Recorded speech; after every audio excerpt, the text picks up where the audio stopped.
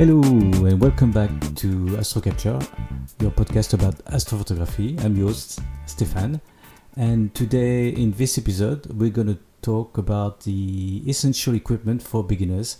What's your basic kit? So thanks for joining again. I hope you liked the first episode. Obviously, please subscribe. That would be quite helpful for the podcast. So last episode we talked about why doing astrophotography and the type of targets and skills, etc. you need. Now today we're going to talk about gear, because we love gear in astrophotography. Without the gear, there's not that much you can do.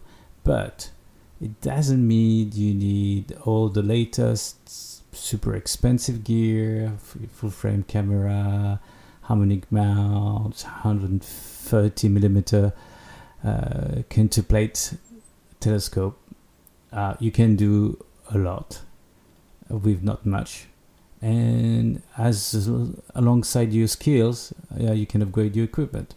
So let's talk about what is the basic kit you need. And the key point for me is for you to understand that you can create fantastic images much more easily than you think. So that's very important. Again, it's a journey of exploration and progress, and each section you will perform will help you to acquire experience and improve your results. So let's get into section 1, which is what is your basic kit? So there are a few things that will make your basic kit. First is a camera. We'll talk about the type of cameras you could use, lenses and optics. So, photo lenses, telescope, etc. The mount, which is probably as critical as the other parts, and the accessories, and to finish, the software. All right, so we're going to deep dive into all of these parts of your basic kit, and we'll start with the camera. So regarding the camera, it's on the critical path. In order to do astrophotography, you need something to capture images. So you need a camera. Mostly you're looking at two types of cameras. You're looking at DSLRs or mirrorless cameras, which are cameras you can buy to do photography during the daytime, at night, etc. There's quite a lot of brands doing these cameras. And you have dedicated astronomical cameras, which really dedicated to do astrophotography. You can't use them to shoot during the day, for sure. Trust me, I've tried, doesn't work. And these are mostly the two types you're looking to use. For DSLR and the mirrorless camera, they are very versatile. As I mentioned, you can have a lens attached to it. You can use it during your holidays, during weekend, at a company's party, whatever. They're very versatile, and they can be used in different ways. And you can control, because it's very important in astrophotography, is to be able to control the camera you're shooting with. And these DSLR or mirrorless, you can control them via a built-in intervalometer, an external wired cable release, or even a computer. For example, when I started astrophotography, I had a Sony A7 III, and I had the SDR connected to it, and I can use it to control the camera.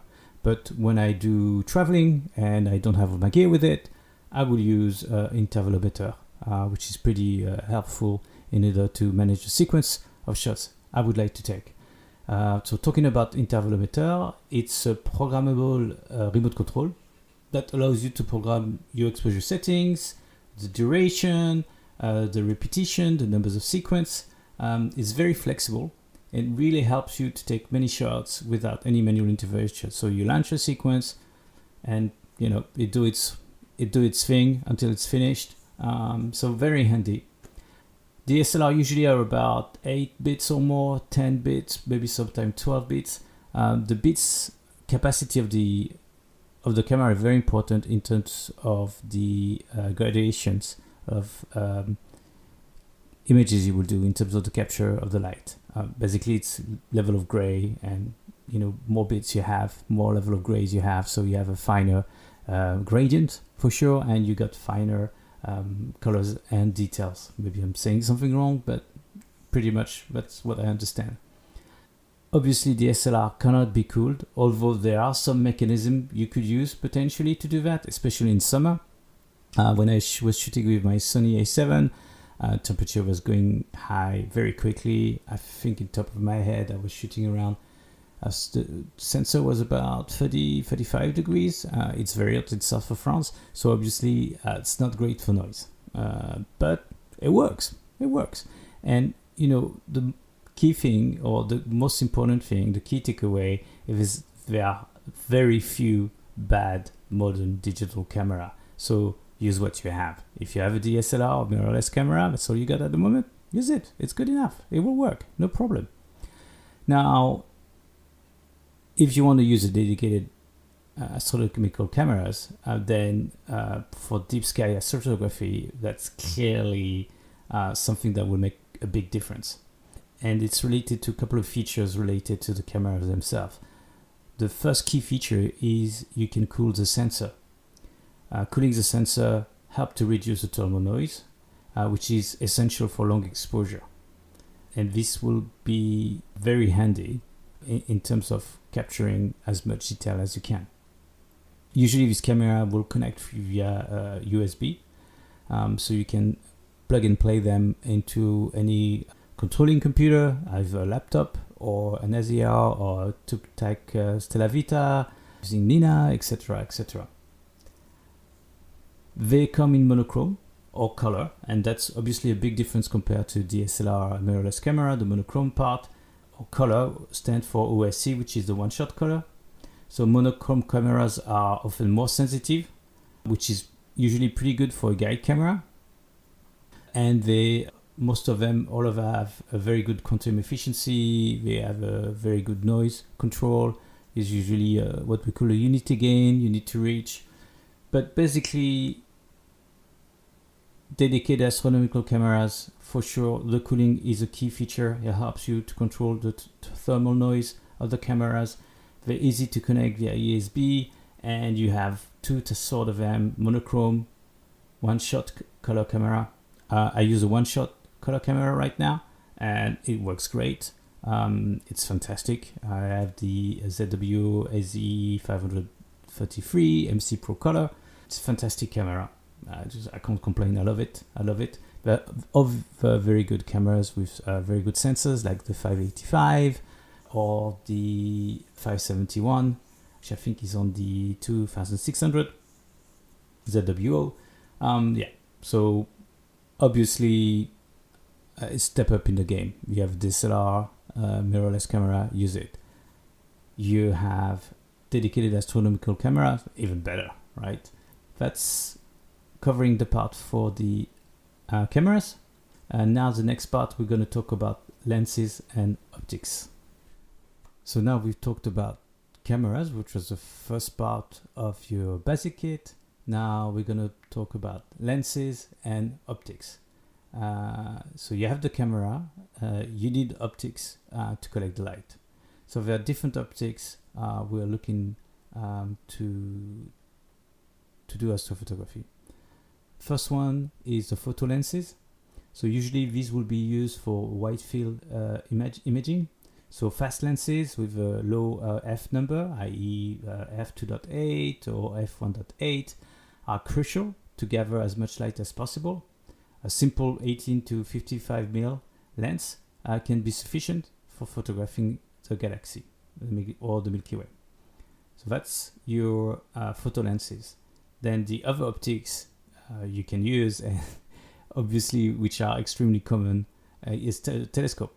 So depending what you want to shoot for, you're going to be looking at a different type of telescope and obviously different field of view, which will be a combination of your camera sensor size and the focal and aperture diameter of your telescope.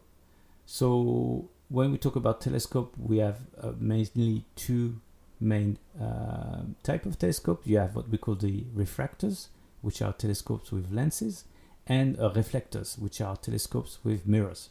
So refractors They are very practical, they're quite robust, and they're quite easy to do, especially when you think about collimation. Usually the optical alignment between the lenses is quite stable and doesn't change easily. I mean, you have to drop it from high, or give it a beating, I guess, in order to have a problem of the alignment. And clearly, if that happens, I think it's very difficult to do it by yourself. You'll need help from a professional. Then we have reflectors, so telescope with mirrors. Obviously, you have the Newtonians, which are very popular, very famous optical formula, which you can see on a lot of telescope and still used a lot till these days. Or you got Schmidt-Cassegrain, which are mostly been made very popular by Celestron with the Schmidt-Cassegrain C8, and you have the line from C9.25, the C11, C14, and you got now the HHD version as well, which are fantastic telescope. And for these ones, collimation could be challenging. Newtonian collimation for this could be a challenge, like the Newtonians. You need to have a laser or some special optical devices in order to align it. It's not really difficult once you get the hang of it. It's a bit more tricky for Schmidt-Cassegrain because basically you're going to have to fiddle with the secondary mirror in order to do your alignment.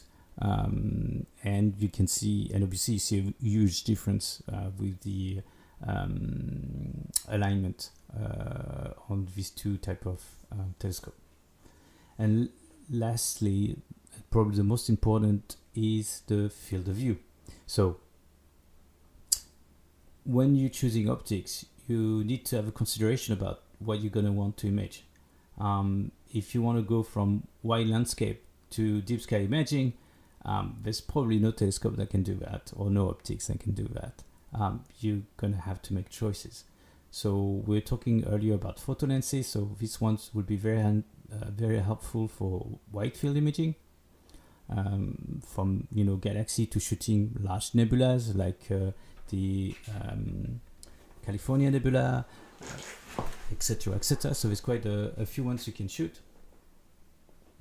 But if you want to go to probably medium to small nebulas, galaxies, etc., clusters, globular open clusters, etc., you're probably going to need a bit more focal in order to reach this target.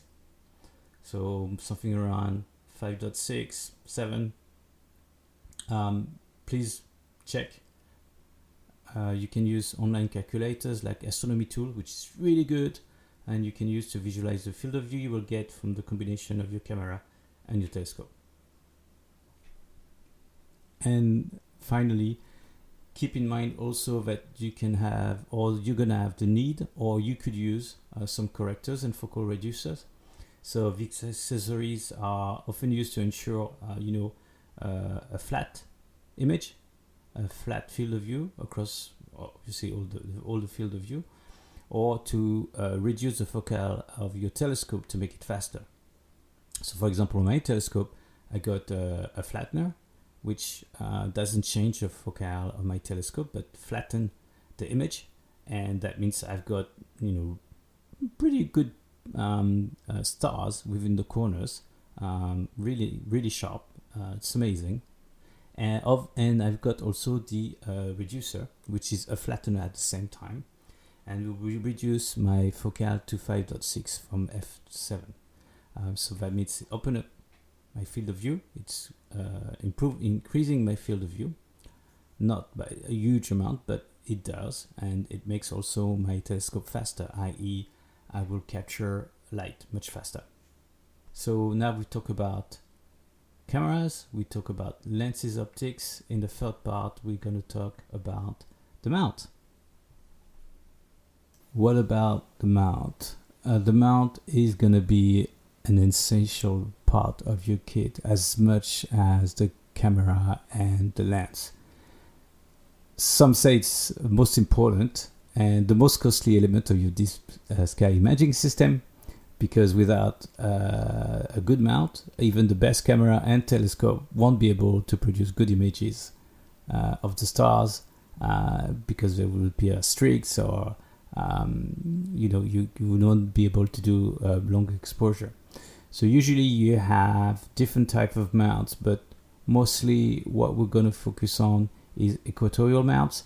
So they're definitely essential for the deep sky astrophotography. So unlike other mounts, they allow the telescope to track the celestial objects by rotating on a single axis, which is compensating for the Earth's rotation.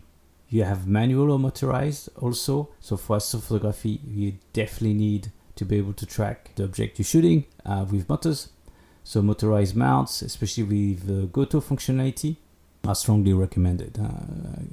It would be, I guess, some guys do lucky imaging with a Dobson telescope, and I've seen pretty good results. So I think it's definitely an option, but it would probably still be limited in terms of shots you will be able to perform.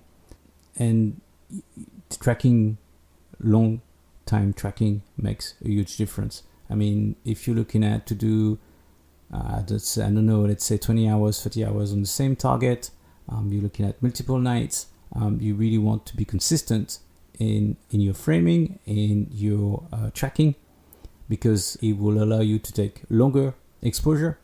It's not always recommended, depending on your light pollution and other criteria, but you're looking at 180 seconds, 240 seconds, 500 seconds. So definitely, if you're shooting within this exposure length, you definitely a motorized mount that help you and support you for the guiding. Another key point is the payload capacity. So that's also a very important factor, because it will indicate the maximum weight the mount can support. Usually a common rule is to limit the weight of your equipment to about 70% of the mount's specified maximum capacity for astrophotography. So let's say, for example, you will go for an EQ6R, which is what I've got. So it's rated, I think, for 20 kilogram. So you're looking at 70% of that. So it's 14 kilogram. So that'll be the max limit. I'm pretty sure you can go above, but I really think it depends on the mount. There are variations from mount to mount. Some mounts are tracking well. Some mounts are not tracking so well. Some mounts can be optimized. I did on mine. I used professional services. So yeah, definitely something you need to consider in terms of the gear, the full weight of the gear you will put on the mount. So the telescope, the camera, focal reducer, focus motor, a guider, a guiding telescope, etc., etc. All of his gear weights, and that weight needs to be taken into account versus the payload capacity of the mount you will have. So talking about mounts, you got I would say easy level, entry level mounts like the Skywatcher EQ3 Pro and the EQ5 Pro, which are a really good option for medium diameter telescope. For example, the EQ5 Pro has a load capacity of about 9 kilograms. So remember the 70%. For heavier setups, you might consider models like the EQ6R, which I have, which is a fantastic mount, or newer harmonics drive mounts like the ZW AM3 or AM5. Now there's a lot of equivalent done by Skywatcher, Ioptron, etc.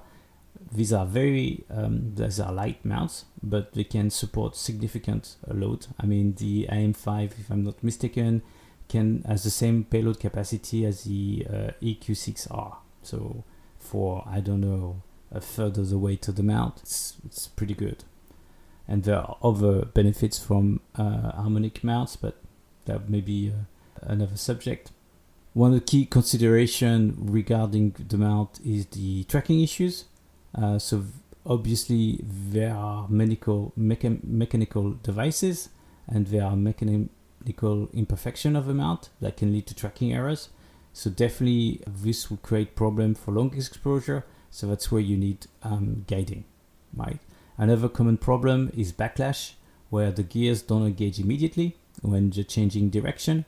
So you have different settings, tuning you can do on this, and obviously software and can help a lot. So like software like PHT2, which is a tracking software, which is working in conjunction with Nina, for example.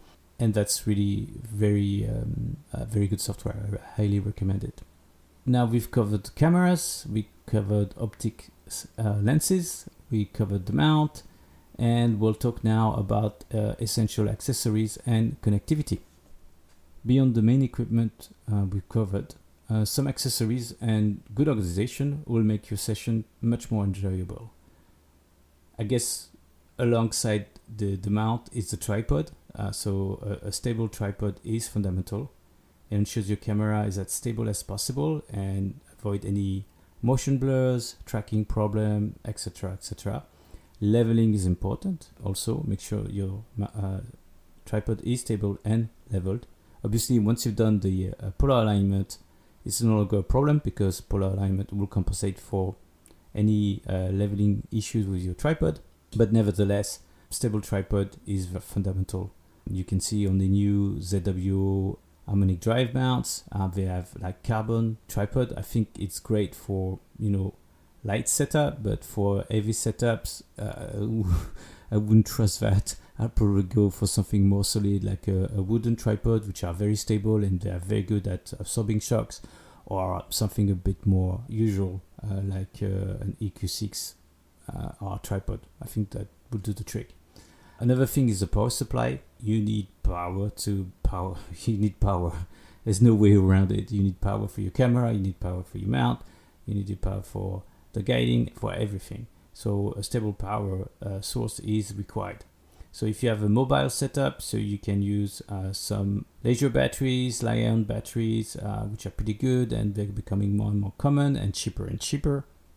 At home, you can use main power with, extension cords, etc., etc.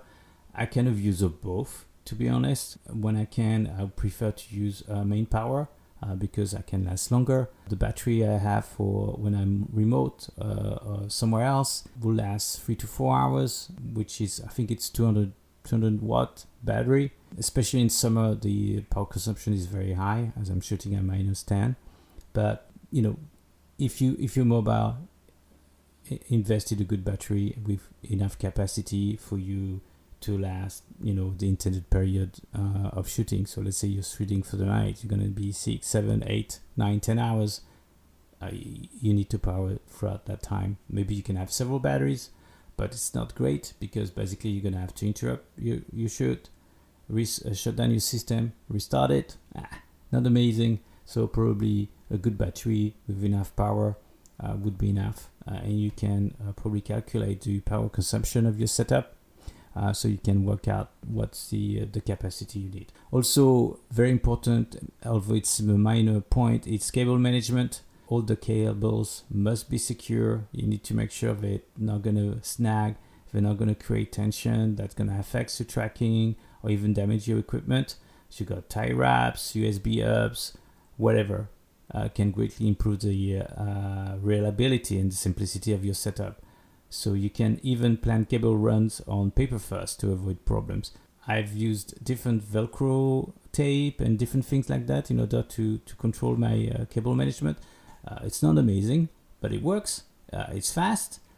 It's attached to my telescope and my equipment, so I don't have to go and grab some stuff all the time. It's very easy for me to use, and it does the trick. Definitely not the best cable management, but it does the trick. Another one is filters, and we'll have a dedicated episode about filters, but they can be extremely useful, usually in, I would say, 3 scenarios. First one is to filter UV-AR light for, broadband targets like galaxies, clusters. It's very helpful. Then you can use light pollution filters, and you have different brands, different sorts, but mostly they're very helpful for nebulas. And then you have narrowband filters. That would be for, obviously, mostly I'm thinking about one single shot cameras, color cameras. You have also filters for monochrome cameras, but you're looking at LRGB, so luminance, red, green, blue, so you can rebuild the light spectrum. And you have also dedicated narrowband filter, so most popular one is SHO, so sulfur, hydrogen, and oxygen. but filter is very helpful, and you will benefit from it, especially in terms of reducing your exposures or improving the quality of your exposure if you're going for the same amount of time, regardless of using a filter or not, which I tend to do now. I used to use my filters to reduce my exposure time, and depending on the target, from a few minutes to a few hours.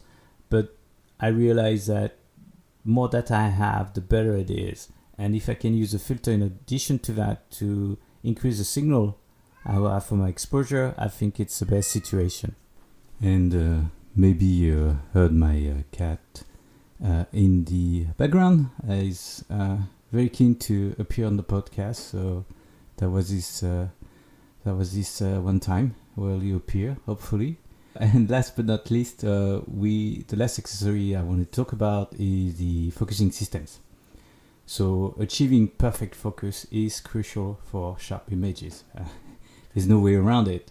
If your focus is wrong, then all your exposure are rubbish. You have different ways you can do that. The most common one, or the most easy to use, is the Bahtinov mask. So you use it to set your focus at the beginning, and you'll have to do it multiple times through your exposure, because your focus will change down to temperature, down to the orientation of the telescope. You've done the meridian flip, different factors. So you'll need to check that if you're using a Bahtinov mask. For more advanced setups, you can have motorized focuser or an autofocus software, which are very effective and help you to handle all the situation in terms of temperature changes, in terms of meridian flip, change of orientation of the telescope, and the imaging trains. I use one, and I use one since a few months now, and it's fantastic. It's great. It's amazing. I could do without it, but I've got it. It's much more convenient. Before that, I was using a Bahtinov mask, which was great as well. I had to just remind myself to check the focus on a regular basis. And definitely motorized focuser is very convenient, right? It makes you kind of lazy in a way, but the good lazy, right? Which is basically focus on what you're capturing, and do not worry too much about your focus on your telescope. So now the last component of your basic kit is software. That's going to be the brain of your setup, but not only. Modern astrophotography relies heavily on computers and software. We'll just mention them here, but we'll probably dedicate an entire episode to them because they're essential in modern astrophotography. So you could use software and computers for different purposes.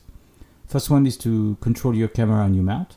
And you have different software like Astrophotography Tool, Nina, Sequence Generator Pro, SER, which I'm using at the moment. For auto-guiding your mount, PHT2 is the most popular and the most advanced anyway. You can use software to plan your session. So you got planetary software like Sky Safari, Carte du Ciel, Astro Planner, Deep Sky Planner. For myself, I use Sky Tools Imaging, which is amazing software, really taking into account a lot of parameters, light pollution, where you are, your setup, quantum efficiency of your cameras, etc. And that really gives you an amazing detailed plan, what you can capture, what should be the lengths and numbers of exposure. But any tool, any planning software will help to decide what you're going to shoot, how long, where it's going to be located, especially if you got some houses or trees around yourself, etc., etc.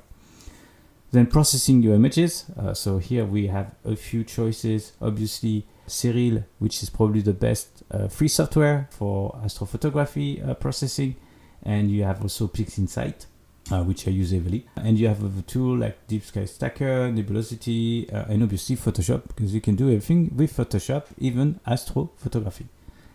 And you will need sometimes some ASCOM drivers, which are also key for the different hardware and the software pieces to communicate between themselves. And that will be mostly useful if you're using Nina, if you're using TubeTech, or if you're using ZW AZI Air solution, then you don't need any of this because it's pretty much plug and play solution. And we are reaching the end of this episode. So in conclusion, start simple, evolve at your own pace. So the world of astrophotography equipment can seem, quite complex, especially as majority of the market is filled with new entry-level products every year. So you can feel that you have too many choices, too complicated to choose, right?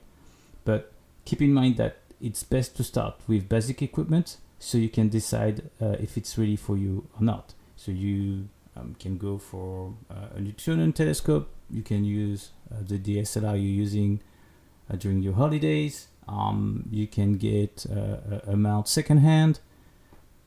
You can, set up whatever makes sense to you based on the information I can provide, or other more experienced astrophotographer I can tell you. The key thing is, again, keep it simple and take it from the start. And as you evolve, then you can start to add equipment. You can start to add things into your way you set up, the way you're capturing the data, the images, etc., etc. There's no bad modern digital camera, so whatever you have is probably good enough to start. And the most important part of the entire system is you. So you'll learn, you'll get experience, you'll get practice, and if you remember the first episode, perseverance is key. And from there, you will evolve and go through your astrophotography journey. So thank you very much for listening. I really appreciate. I hope it was not too boring. Next time, we will look at how to plan your astrophotography session to maximize your chances of success. And I will do probably a few special episodes. The first one is how to use AI with astrophotography. Definitely you can use it through different steps of your process of the flow. I will also probably do a special episode on the new telescope Vera Rubin, which I think is going to be a big game changer in our understanding of the universe. And I'm very keen to present it to you and explain how that's going to work and what amazing things have been done to put in place this new telescope. And I will be also working on the new episodes. So thank you very much again. Please subscribe. If you like the podcast, please say it in the reviews. I would appreciate that as well. And again, thank you for joining us. And I wish you all clear skies and see you in the next episode. Bye-bye.